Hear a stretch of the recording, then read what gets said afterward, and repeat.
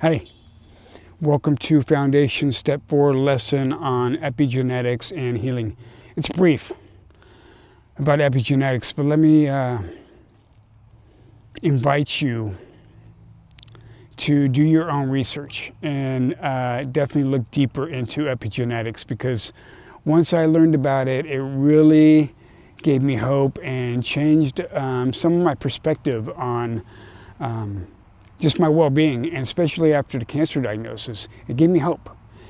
And just very briefly, some key points about epigenetics that you'll get in the reading is that your life influences how you live life, how you think, how you feel, how you behave, what you eat, what you drink, what you listen to. All this stuff has an influence on your gene expression. And so that's empowering, because it let me know that the more I lived in my stress, reactivity, autopilot, reenactment of my trauma, ruminating and attaching to my cancer diagnosis, wasn't the best way to live my life. And so knowing that everything I do pretty much plays a part in my well-being allowed me, actually empowered me to start thinking better, doing things more for my well-being, enjoyment, laughing, getting back into the awe moments. And so just like stress breaks our immune system, epigenetics says this has a lot to do with how our genes express themselves on how we live. And so stress can flip our genes off and on. And so this leads us to the point where we've been talking about all this good stuff about window of clarity, learning about our stress, because this empowers us to make changes, and changes that are good for us, being cool to ourselves.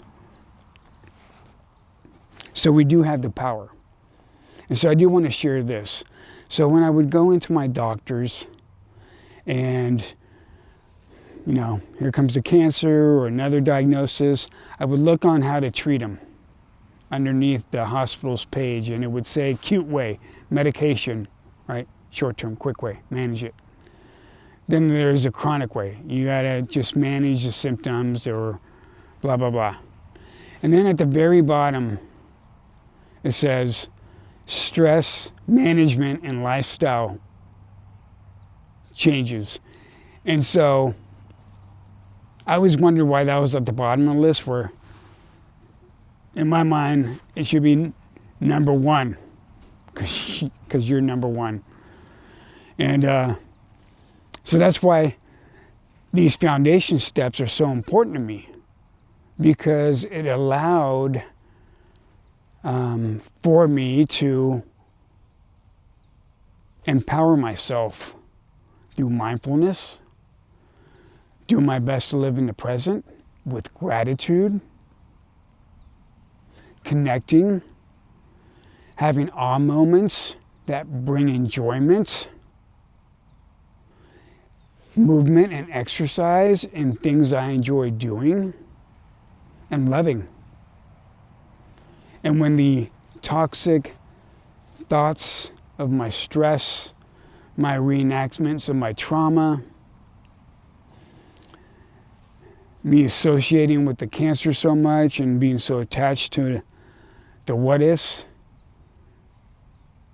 these practices I've developed allow me to come back in the present to make better choices, or to bring better things into my life for my well-being.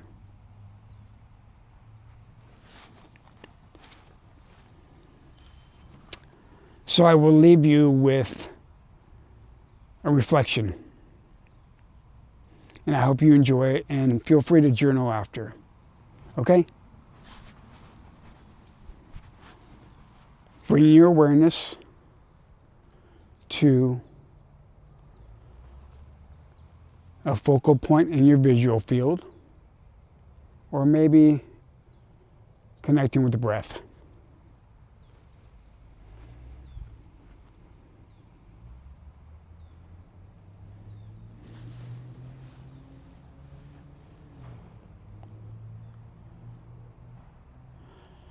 Reflecting in my commitment in these first 3 to 4 foundation steps, what practices have I been able to commit to that are good for my well-being, that influence my well-being in a better way? What are these practices I've committed to daily? And just take a moment to reflect.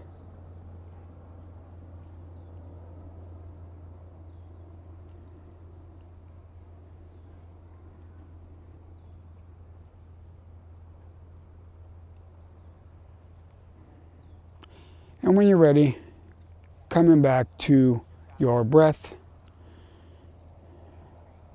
and opening up your eyes if your eyes were closed, and thanking yourself for gaining some insights and inviting yourself to look into epigenetics.